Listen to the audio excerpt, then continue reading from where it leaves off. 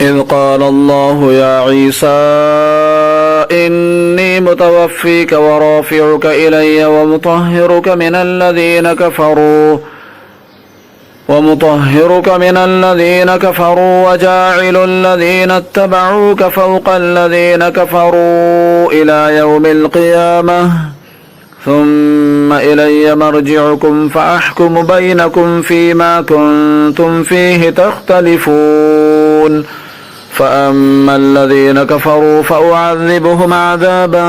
شديدا في الدنيا والآخرة وما لهم من ناصرين وأما الذين آمنوا وعملوا الصالحات فيوفيهم أجورهم والله لا يحب الظالمين ذلك نتلوه عليك من الآيات والذكر الحكيم إن مثل عيسى عند الله كمثل آدم خلقه من تراب ثم قال له كن فيكون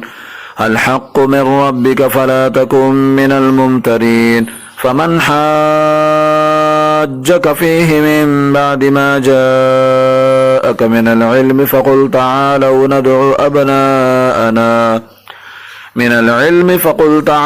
ندعو أبناءنا وأبناءكم ونساءنا ونساءكم وأنفسنا وأنفسكم ثم نبتهل فنجعل لعنة الله على الكاذبين إن هذا لهو القصص الحق وما من إله إلا الله وإن الله لهو العزيز الحكيم فإن تولوا فإن الله عليم بالمفسدين قل يا أهل الكتاب تعالوا إلى كلمة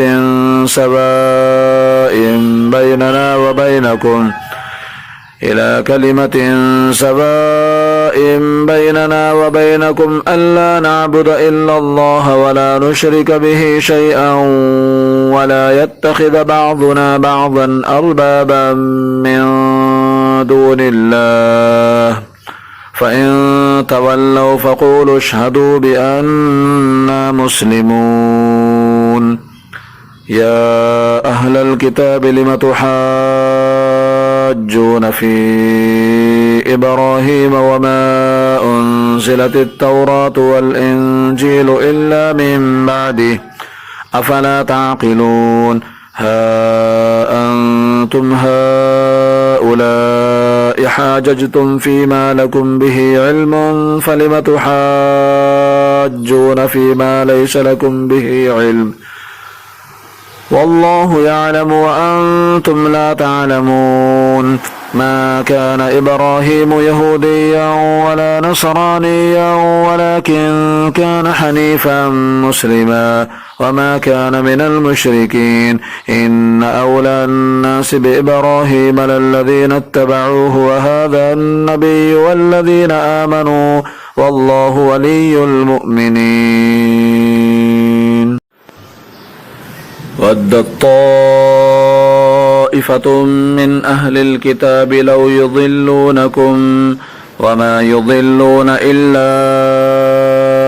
أنفسهم وما يشعرون يا أهل الكتاب لم تكفرون بآيات الله وأنتم تشهدون يا أهل الكتاب لم تلبسون الحق بالباطل وتكتمون الحق وأنتم تعلمون وقالت طائفة من أهل الكتاب آمنوا بالذي أنزل على الذين آمنوا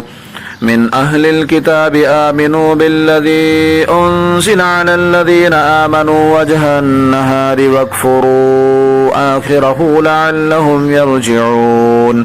ولا تؤمنوا إلا لمن تبع دينكم قل إن الهدى هدى الله أن يؤتى أحد مثل ما أوتيتم أو يحاجوكم عند ربكم قل إن الفضل بيد الله يؤتيه من يشاء والله واسع عليم يختص برحمته من يشاء والله ذو الفضل العظيم ومن أهل الكتاب من إن تأمنه بقنطار يؤده إليك ومنهم من إن تأمنه بدينار لا يؤده إليك إلا ما دمت عليه قائما ذلك بأنهم قالوا ليس علينا في الأميين سبيل ويقولون على الله الكذب وهم يعلمون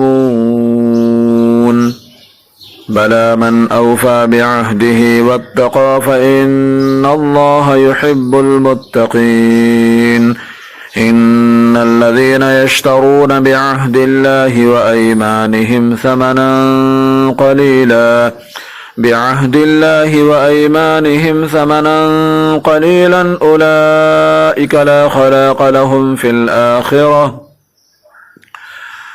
أولئك لا خلاق لهم في الآخرة ولا يكلمهم الله ولا ينظر إليهم يوم القيامة ولا يزكيهم ولهم عذاب أليم وإن منهم لفريقا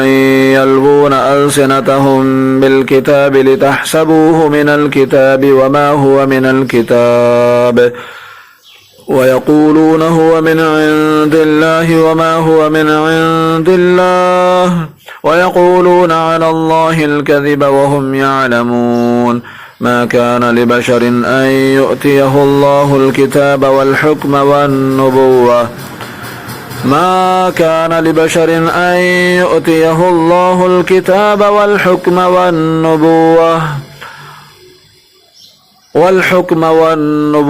ثم يقول للناس كونوا عبادا لي من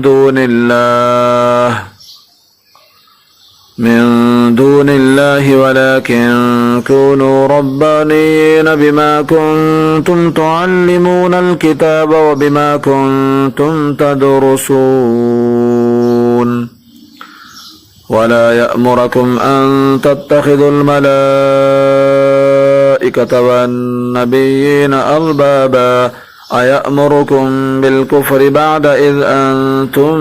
مسلمون وإذ أخذ الله ميثاق النبيين لما آتيتكم من كتاب وحكمة ثم جاءكم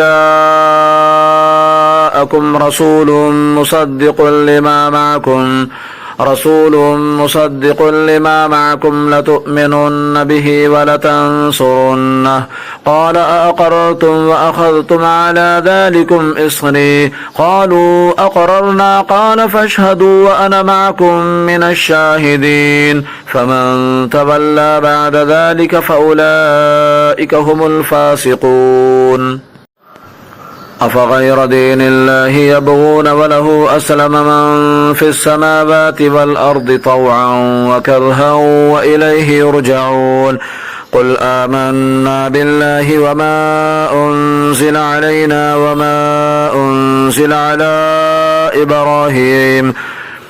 وما أنزل على إبراهيم وإسماعيل وإسحاق ويعقوب والأسباط وما أوتي موسى وعيسى والنبيون من ربهم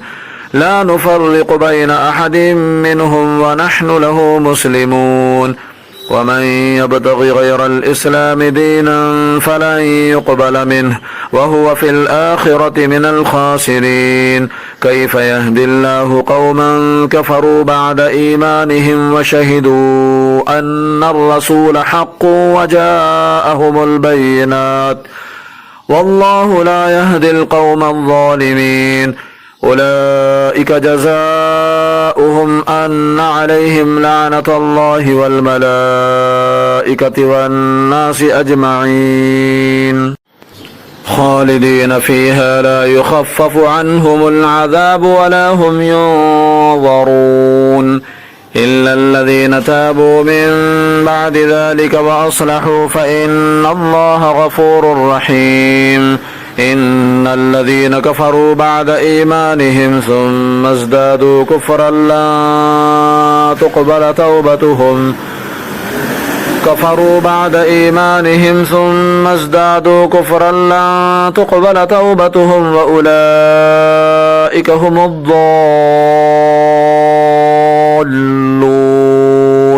إن الذين كفروا وماتوا وهم كفار فلن يقبل